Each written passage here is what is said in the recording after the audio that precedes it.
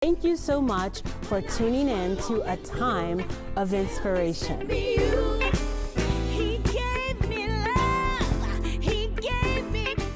Hi, this is Dr. Sharon Pulliam, and I am so excited. I am here at Gallery Guichard. We are partnering together for some great things. As Gallery Guichard lives in a lot of places, including their beautiful studio. Now they live with us on Can TV, Spotify, iHeart, Apple TV, and so much more. So enjoy as we dive in to their artwork, their amazing artists at Gallery Guichard. I'm so excited to be here with the one and only Ahmad Lee. How you doing, brother? Good, yourself? And my co-host, my business partner, and I would say, for lack of a better word, my life mate, Francis Guichard. Hi, Rico. It's so good to be here with you today. Pleasure. I'm so excited about this show. Thank you. I am too. And, you know, let's just get right into it. I really want to know and help our viewers to understand what is the synopsis behind Fairy Tales in the Hood. What does this whole show represent? The show represents just like life in general, just from the perspective of me. I take pride in knowing what's going on in the world, in my community, my neighborhood, with my family, friends, and just everybody and beyond. I just want to pour myself into these canvases and tell the stories of, you know, what I see and how I view what's going on in the world. Because as I say in a lot of my interviews, I mean, stuff is crazy when you really pay attention to it. Yes, and you look at the pieces, you see things coming out of the head. Yep, Does that represent you, or is it just a fictional character? I know your work is more like pop art. I could say it is a little bit of me, and just, you know, my girlfriend always preaches like mindfulness and everything like that. So, I mean, I take that and I hear it so many times from her. I love stuff coming out of the mind from the boys and the girls in these pieces, definitely. So when you look at your work, there's so much complexity, so much symbolism. And unless you have a key that tells you Captain America means this, sometimes we need a little help. Definitely. So I will ask for your assistance in this amazing piece behind me. And it's entitled Unconditional Love, so I can grasp the heart, but I would love for you to take me on a journey with this piece. So I think this piece really encompasses like the fairy tales in the hood stuff. So it's called Unconditional Love because, you know, that's what I believe everybody in the world is actually looking for. I mean, and unconditional love is like the truest form of it all. But love is such a complex thing. And this is why this is such a complex piece. So it just has a lot of just stuff that I care about. It's stuff that's going on in the world. It's major figures. It's encompasses like the Pinocchio is about like the lies. In love, you're gonna have ups and downs and everything like that. So, I mean, this piece, I could tell a million stories and talk about it forever, but it just speaks to just how crazy love actually can be and how everybody has a different view and perspective of it, and just everything jumbled and mumbled into one thing, and then that pot comes out the heart that represents love to me. Outstanding. And you know, I'm sure we want to ask you about each and every one of these pieces, Definitely. but we can't. Oh, so most definitely. I got a piece I want to ask you about. sure. And then a lot of young people may not know True. about the McDowells. Oh, Who yeah. are the McDowells? So, okay, my favorite movie ever is Coming to America, and one of the crazier characters was the boyfriend, and the family in the Soul Glow commercial and everything in there. In this show, just thinking of stuff that just tells the story of me growing up. And when I say the hood, it doesn't mean a bad thing to me. It's just literally what, you know, the kids used to say back in the day. I just had to put something that just represented something that I love so much in it.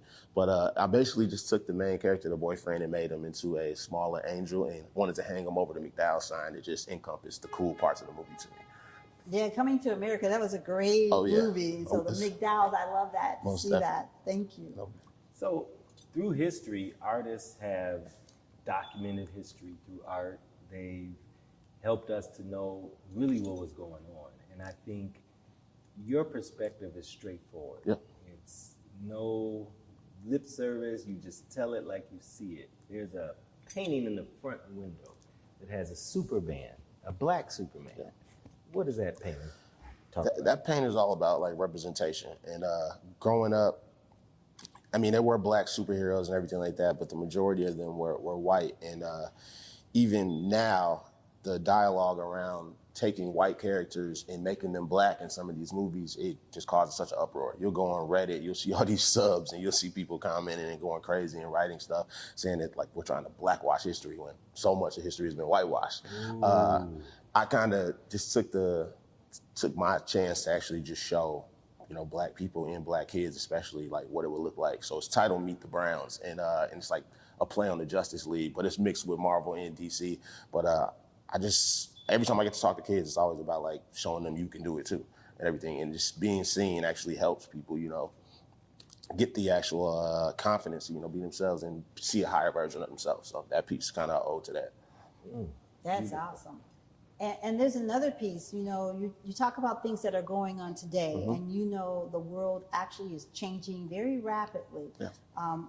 What's going on in the piece that has the war, love and war? Well, this piece is actually, it's like a panel piece, so the piece behind it actually goes with it. So it's called Twin Flames. I always choose the Boondocks characters because I don't know if you all seen that show or heard about it, but I mean, that show is real and raw like me. I mean, they really address stuff head on. And I mean, they will make a whole room uncomfortable quick, but they'll be telling a story trying to get to it. So that piece is just, I always like to represent those two brothers, just showing the emotions of everything that's going on in the world. And a lot of these pieces, especially that one, you know, we address war. And I mean, look what's going on right now in Israel, Palestine. The Middle East is just going crazy, and the U.S. just stokes the fire and everything like that. So those pieces always just speak to just, like you said, how rapidly the world is changing and showing, you know, the perspective from the black boy that's actually paying attention and watching. I have a lot of my friends and some of my cousins. It's not bad that they don't care about this stuff, but, you know, I'll sit and be having a conversation with them like, do you know what's even happening? Like, we're on the brink of World War III possibly. And, you know, people just don't care about it. So it kind of shows the perspective of me looking in and seeing how stuff's going and how people also just don't pay attention to anything at all. So which brings me to why your art is so valuable, because so many people are tuning out. So many people don't know what media to look at. Yeah. But would you say that your work is pop art, social justice, and anything else? Because it attracts you. Yeah. So even if you didn't want to pay attention to the news, you get pulled in. And I love that pop art and that attraction. Yeah. But then the symbols make you deal with what's happening. Yeah. And I mean, I get a lot of flack sometimes from people. They're like, man, you could just create your own stuff. Like, why do you use these people? And I'm like, I mean, how I paint, I put colors on the background, and, you know, one day I'll start a piece and, you know, I might just, like I said, the news, or I might just been reading the newspaper, or somebody might have just brought an issue to me in my own life and personally, and I kind of just go from there. I talk to some other artists, and, you know, just their process is completely different than mine. So from one day to the next, that piece actually just has different emotions: happiness, sadness, you know, sorrow. You've lost a family member and stuff like that, which I recently just lost my grandmother. So every piece took a little weirder, darker turn for a little bit, because naturally you're just feeling a different type of way. But I do like the pop art social justice standpoint of it. Yeah, and our condolences. Oh, thank you very much. Appreciate it. And how did you get started in this, you know, and what drove you to the pop art social justice thing? I really just started as a kid. I mean, I can really say the Ninja Turtles kind of changed my whole life. Like, every day I would be in class just drawing turtles and stuff like that. And like Michelangelo was my favorite. But I had a teacher named Mr. Barron in Richmond Park, Illinois, at Neil Armstrong. He was like, you can draw something else, man. He's like, you actually have talent. Like, you're drawing this stuff like an illustrator. And, you know, kind of explaining to me the process of how that stuff worked. And it just, you know, spiked the interest. So I was on my mom's butt like, I need all this stuff. I need markers, pens, everything like that. So since a kid, I've been doing it, and the styles just evolved and evolved and evolved. And when I started painting, and it just became cool. And it's funny, it takes me way longer to draw something very small than to paint something very big. Like, it's just how the paint moves just flows so well with my style and everything like that. So I've been doing it 7, 8 years old. That's beautiful. I love how the teacher inspired you, someone to give you inspiration. Definitely. And here we are talking about it through a time of inspiration.